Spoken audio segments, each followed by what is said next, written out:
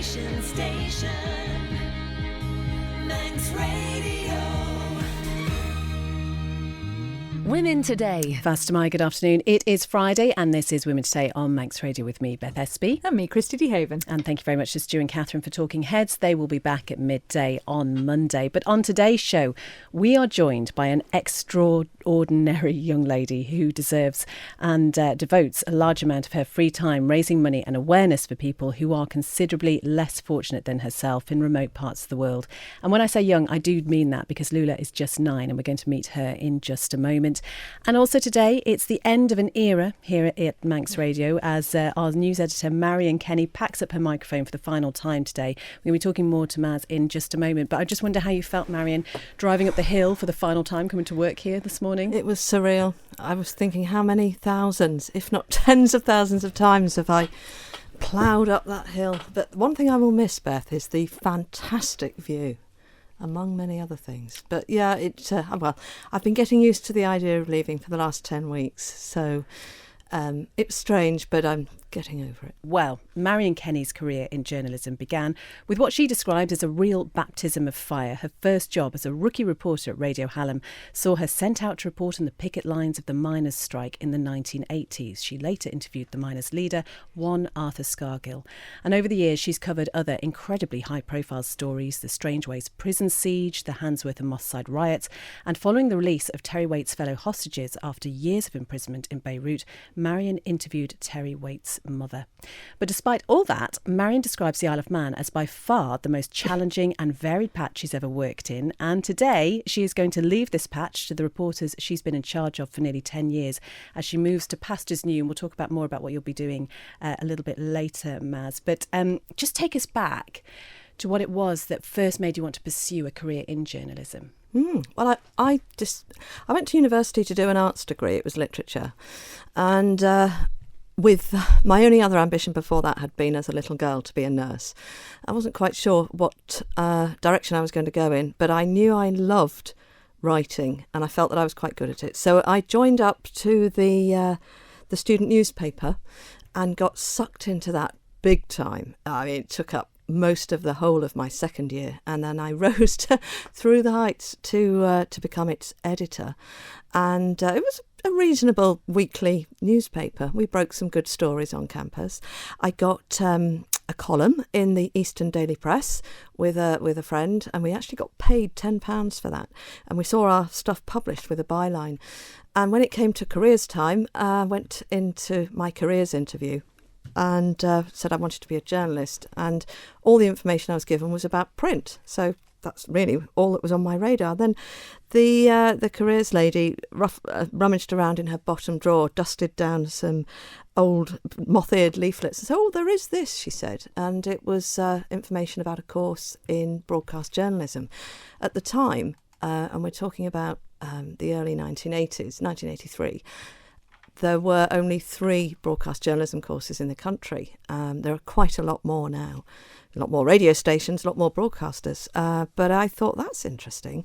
And I applied to get on this course, which is a postgraduate diploma in radio journalism. Never done any radio. There wasn't a student radio station. And got onto the course largely on the back of my sort of scrapbook of cuttings from the student newspaper and the Eastern Daily Press. Got my place, and I absolutely loved it from the minute I arrived there. Absolutely loved it. And the course was in London. It was at the London College of Printing, which I think is now the London School of Communication, in Elephant and Castle. And so we had the whole of London to go and report on. And we ran, once a week. Once we got up and running, we had studios that we ran we had news days, and we had assigned tasks and news editors. I loved the deadlines. I loved the thrill of getting a story and writing it up at speed and trying to get it on the news. And I loved interviewing people and going around with my microphone and very heavy reel-to-reel shoulder-carried tape recorder. And I knew it was for me. And I've basically stayed in broadcast journalism ever since. And I mentioned that rookie reporter that you were when you went out and interviewed the people on the picket lines. I mean, that paints an incredible picture of what your first job was like. Yeah. I think it's a long time ago, but I honestly think it was my first week. It may have even been when I was on attachment during the course, because I went to Hallam for my attachment, and that's why I ended up back there for my first job.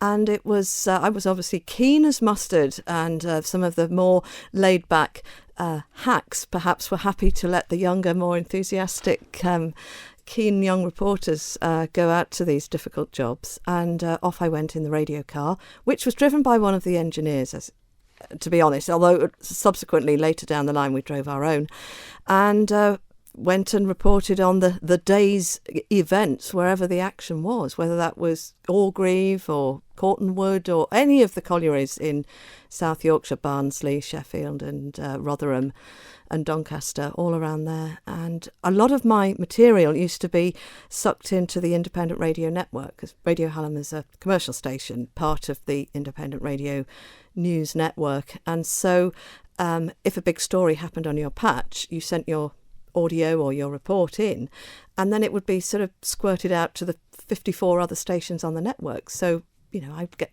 my father would get calls from, you know, uncles and cousins saying, we heard Marian on the radio, you know, in Cornwall or Scotland or wherever. So that was a real thrill as well. And at the time, you know, I got quite a bit of a thrill of turning on the news at 10 every night, you know, and seeing the throng and the journalists up there pressing against the police or the pickets or both, you know, with the microphones in the scrum. And I quite often recognised myself, and it was just so exciting. Journalism is ever evolving. I mean, especially nowadays when you think about the introduction of social media and the impact that has on the role of a journalist. And I just wonder how you feel things have moved on, whether it's made your job as a journalist, has it made it easier? Is it more difficult? How has it impacted? Well, the technology is the big thing. Before I came to the island, I'd had 6 years as a researcher in regional TV. So I'd been out of radio for a little while. When I came to the Isle of Man, and long story, but I ended up working at Manx Radio, which was never the plan. I realised that I'd gone from editing quarter-inch tape on a cutting block with a chinograph pencil and a razor blade and pushing the ends together with your edited bit of tape on the floor to a digital situation. So that was probably the single biggest revolution for me. And obviously people's ability to comment and to directly communicate with you and to badger you, if you like, to come and people have got a lot more confident in doing that. And all sorts of things like that.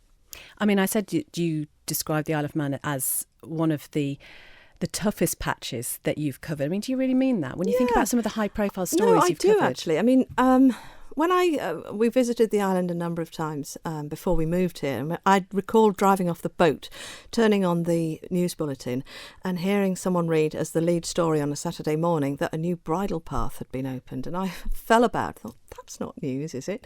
But little things matter more to more people in a small community. And that's true of lots of things, whether it's the closure of a post office, dog poop or bus timetables or anything else. But Beth, when you think about some of because we are reporting on a whole nation and a microcosm society, when big things happen, they're enormous. So just think of the loss of the VAT millions, or the potential loss of the reciprocal health agreement, the collapse of Countthing Bank. These were absolutely huge stories, the like of which, OK, I've been on a picket line and I've been to a riot, but that's in and out, grab a bit of audio, describe what you saw, trying to understand what is going on with those issues and try and unravel them and process them yourself, let alone try and explain them to an audience and then gather the vast array of reaction and commentary that's needed. You know, you don't really get a crack at doing that, even in the biggest city radio station, because you don't get to speak to the Prime Minister if you're working in a local radio station in Birmingham, but you speak to the Chief Minister here. It was a total revelation. The other thing about the audience, and I wonder if you agree with this, that it could be argued they are quite demanding in some ways. You know, there is a very strong demand for journalists here to be as challenging as possible. Obviously, you have to be as impartial as possible. You have to not risk interviewees not, though, wanting to speak to you at some point in the future because you've pushed them too far. How do you handle all of that? I think there was a slight sort of culture of not wanting to upset too many people when I got here, but having worked elsewhere where you were never going to meet the same person twice, apart from perhaps a council leader or the local MP, there was never any fear of upsetting people. You went head first into the story, and that was the way I'd been brought up. But you can be challenging, and you can ask difficult questions, and you can hold people to account with your head held high, because you are asking those questions, trying to get to the truth, not for your own agenda, but you're asking the questions that the audience want to be answered. So as long as you do your due diligence, you make sure that, your facts are correct, and that you never inject any of your own views into it, and not follow any other agenda other than what the public needs and would want to know and is relevant to them, I actually don't think it's a problem. I think actually the politicians respect us more for challenging them more. Interesting you mention upsetting people, and I think it's again true to say that sometimes as a journalist you have to force yourself to speak to certain people at the most harrowing times for them. It hasn't always given journalists the best name in the past, and again I just wonder from your point of view how you've handled some of those situations. Well, there's no tradition at Manx Radio, thankfully, of any kind of tabloid-style doorstepping to bereaved people. However, I have, on occasions, approached somebody, if I can, with the greatest of respect, describe the death of their loved one as a news-worthy event, if you like, and offer them the opportunity to talk about their experiences should they want to. And on every occasion I've done that, the people haven't wanted to immediately, but they have subsequently, because people get a lot of sort of cathartic value out of telling their story and wanting to help others. This could be a violent death or a road accident, all sorts of things. I mean, I've been a shoulder to cry on, and I've felt like a social service before now. But in terms of how you handle it, we have, and this is a thing about the small community, perhaps you do behave slightly different here, always adopt empathy. It's not sympathy, it's empathy. And back off if people don't want to talk. I don't have a right to know how somebody feels or what impact it's had on them. But, sometimes you can let an interviewee come to the conclusion themselves that they would like to talk about something. I think that Manx Radio would do itself absolutely no favours if we sort of charged into very sensitive situations involving individuals who are entitled to their privacy, of course. So that is always handled delicately. You are the mother of 3 children, and I wonder if becoming a parent impacted on your style of journalism at all? Having had children, I could never pick up a press release about this is terrible, things that are called in a newsroom a hit and run or something like that involving a child, and treated as in an offhand way. I would still treat it as a piece of news, but I felt differently about it, shall we say. It didn't change my editorial approach, but I suppose perhaps I gained more interest in all sorts of things, from child development to how working mothers and single working mothers actually juggle things. It hasn't really changed my editorial approach. I mean, had I been someone like Kate Adie or someone going into a war zone, I have actually stopped and thought, how could somebody, run around when bullets are flying, with a bulletproof vest on, with children at home? I must admit, I think I like to think I'm a fairly fearless reporter, but I probably would have drawn the line at that. What do you think? You used to be in the newsroom. Yes, no, I think it does change. I think it changes the way you maybe view things and maybe interpret things sometimes. Because that's the thing about, the style of news, I suppose, that we do. It can be incredibly subjective. So you receive something to write up, and you put your own perspective on it. You can't help doing that. Yeah, especially, let's take, for instance, children with special needs, and you have your own healthy, well-adjusted children thriving at home, and you hear about people in all sorts of difficulties with all sorts of needs. And I think the mother in me perhaps engages with that type of story in a way that it wouldn't have before. But actually, hopefully the human being in me engages with it. What do you make of the fact, you're talking about, sort of different situations around the world, what do you make of the fact that we're joined by 9-year-old Lula today and her social awareness as a young girl? Lula, absolutely brilliant. I've written down a few. I thought I was going to say these encouraging things to you afterwards. I'm actually going to say them on air. You were confident, you were fluent, you were really, really engaging. I stopped writing and had to listen to every word you said. You're passionate and driven. It's almost a shame that she is only 9, because of course at 5 o'clock today there's a vacancy for the news editor's job. Keep that thought in mind, Lula. You're listening to Women Today on Manx Radio. It's 20 to 3 now. The Nation Station, Manx Radio. Women Today, 17 minutes to 3. Lula, I think your mum's listening. I think it's your mum, because she says, Edie and I have loved listening to you talk on the radio, Lula, with your dad. They've been listening to every word. Do you want to say hello to your mum? Hi. Hi, Mum. You are listening to Women Today on Manx Radio. We're saying goodbye to Marian Kenny this afternoon. It's a little bit so weird. Sad. I don't like it, Maz. It's bittersweet. Don't go. Don't go. Well, but at the same time, it's exciting for It's you. exciting. Yeah. It's a great melting pot of feelings, to be honest. Yeah. It's sadness and regret, but great euphoria in a way that I'm going on to something else, and especially at this advanced stage of my career, that I've actually been allowed to do something something similar but different in many ways. Can you tell us what you are doing, Marian? Okay, you know full well what I'm doing. I'm going to join the communications team in the Cabinet Office. So I'm going, over to the other side. So it's literally that whole poacher turned gamekeeper idea. Thank you for is that it? phrase. Okay, it's all right. I had to throw in I a haven't cliche. heard it at all. Have you not? Are you sure?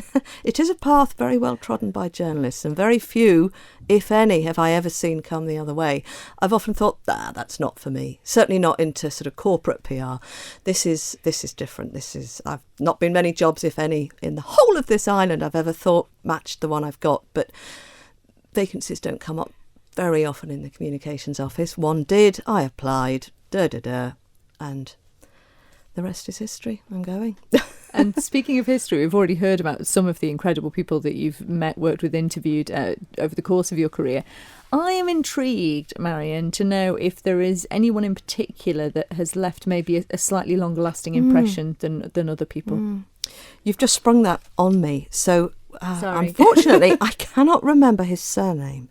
But that, in a sense, doesn't matter. He's not from the Isle of Man. It's someone I interviewed about 9 years ago, who's a paraplegic sailor who was a round-the-world yachtsman and had a terrible freak accident in the West Indies as he was about to set off to sail across the Atlantic, and was left as a complete paraplegic.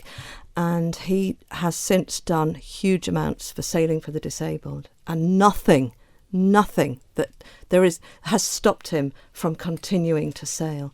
And I'll admit to I know when it was during MGP, and the prom was gummed up, and I had a million things to do here, and I'd said yes to this interview, and it was down at what was then the Hilton Hotel, and I thought, and it was after work anyway, and I had hours still to do, but I said I'd go, so I went, but slightly ungraciously inside, not gracious on the outside. And I went there, and I was absolutely blown away by his story and what he's done and what he can do, and how a disability, massive disability, never held him back. So it's a real lesson. You never know what your interviewee is going to be like. And that's the thing, isn't it? Sometimes it's an incredible privilege. Like, we feel privileged today to speak to Lula, who is just an incredible young woman, but the interviewees can be just so amazing at times. And there was someone else, Beth. You had Bev Clark on the programme, who lost her son Lewis on the roads in the Isle of Man during the Festival of Motorcycling a couple of years ago. And she's become quite a firm friend, and she allowed me to let her tell her story and what Lewis's passing has done to her and the family. I like to think it's actually helped her, and she tells me it has. But the suffering they've been through and what they're trying to do to try and spare any other family the agony and despair that they have felt is really, really inspiring. So you do meet people in the best and worst of situations. Well, lots of people sending in their best wishes to you. Harry wishes you all the best for your future. Hello, Mel and Harry. Brian. I also got a quick question, if I can just squeeze this in, from Gary, who says, years ago, reporters reported on news that had happened. Do you think that a lot of modern reporters, when interviewing someone, create their own news by the questions they ask? That's interesting. Yeah, if you're thinking laterally and you can come up with a question that isn't sort of the obvious, and you can think outside the obvious and speak to someone and find a new angle or a new story that is not the one that possibly might have presented itself, well, good. That's good journalism. I'm not sure that's what Gary actually meant, but off the top of my head. Well, we thought what we would do, Maz, to, just send you on your way, is ask you for some music choices, because I think it tells a lot about a person, the sort of music that they choose. So we've got 3 tracks that you've chosen. We're going to hear those now, and then you can tell us what you've chosen and why. That's right, I said, Mama, we're all crazy now.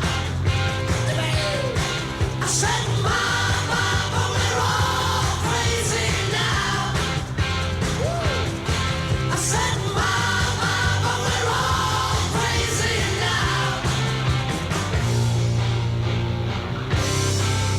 Stop it! From that down, there's too much feed. Yes, your feet's too big. Don't want you 'cause your feet's too big. Can't use you 'cause your feet's too big. I really hate you 'cause your feet's too big. Yeah.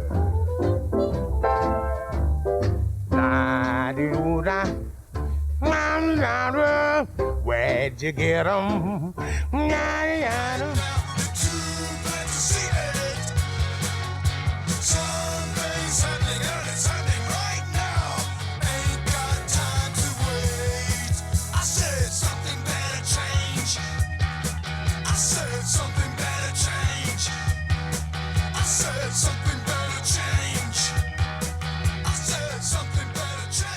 Some music there chosen by Marian Kenny. What were those tracks and why did you choose them? Well, the inimitable sound of Slade with Mama, We're All Crazy Now. I was a massive, massive Slade fan when I was a teenager. I'll just give you 2 quick anecdotes on that. I was in the Slade fan club. And There was one, was there? Yeah, Okay, absolutely. They were massive. It wasn't a heartthrob. I had different heartthrobs, but that was the band that I absolutely thought they were amazing to watch and listen to. And fan club members were invited to go. There was a film made called Slade in Flame, which is quite an interesting film actually, and members of the fan club were invited to go to Hammersmith Palais. I was living in southwest London at the time, that's where I grew up, and be the crowd scene. And I knew 100% I knew my parents would not let me have a day off school. And if you're listening, I skived. I went to that. Subsequently, when I was Don't listen, Lula. Don't listen. No, yeah, don't listen to that. But it had to be done. That may have been the only time. I was a bit of a goody-goody. That's the only time I skived that I can remember. And I got into the crowd scenes, and I can actually see myself on the album cover somewhere. And also when I was at Piccadilly Radio, now Key 103 in Manchester, Noddy Holder, who was the lead singer of Slade, had a Sunday afternoon programme. It was only an hour. It was pre-recorded in an independent studio and sent in. But one day he came and did it. And I didn't know this. And I walked into the tea room and Noddy Holder was sat there. No stack platform shoes, no makeup, no top hat with all the silver discs on it. But it was Noddy, and I'd had not a single clue what to say to him. So I missed my opportunity to tell him, how much I thought of him. But I was a serious journalist by then. I know, and you're so good with words, but actually completely tongue-tied me to your hero. Completely. Number 2 was Fat Swallow, Your Feet's Too Big. I just love it's funny. Fat Swallow's a favourite, and it's one in loving deference to my amazing mum and dad, who... Dad always had we had a record player at home and a collection of LPs, and which was full of, like my taste, very Catholic taste, eclectic collection, which included some jazz, and Dad liked Fat Swallow. So that's one I heard quite a lot as I was growing up. And the other one was the Stranglers. That's the rock chick, I suppose. I just absolutely adored the Stranglers. I've never got sucked into the full-on punk thing. I really, really enjoyed the Stranglers, that keyboard, the bass, and I do recall one of the concerts of my lifetime was seeing them live at Battersea Park. Oh, Marian. She's got such good taste in music. I love the fact as well, speaking of being a rock chick, that she's wearing a very rocking t-shirt today. I love radio. It may be the last time, really.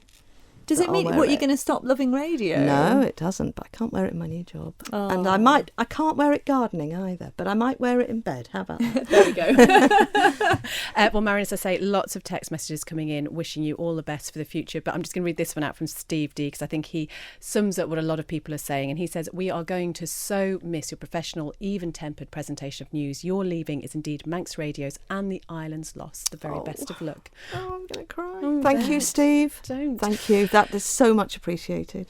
Do you think you will be back, on the other side? Will we be interviewing you in your new role, do you think? No, you won't be interviewing me. I'm going to be... it is such a reversal. I mean, at the moment, or almost up until last week, I was out there grilling ministers, and I will literally be on the other side preparing. Sometimes it's not the whole job, it's only one part of it, but, putting forward the government's case. That is the job. Boundaries there. One job this side, another job that side. But I think I've got the experience and I know what goes on in the warped mind of journalists, and I know how the media work in the island, and I'm pretty strong on the news agenda. So hopefully I can offer some positive thoughts on how the government might like to present its policies. I love that, the warped mind of journalists. Is that us, Maz? Yeah. I think it might be. Marian Kenny, thank you so much for being with us this afternoon. The very best of luck for all your future ventures.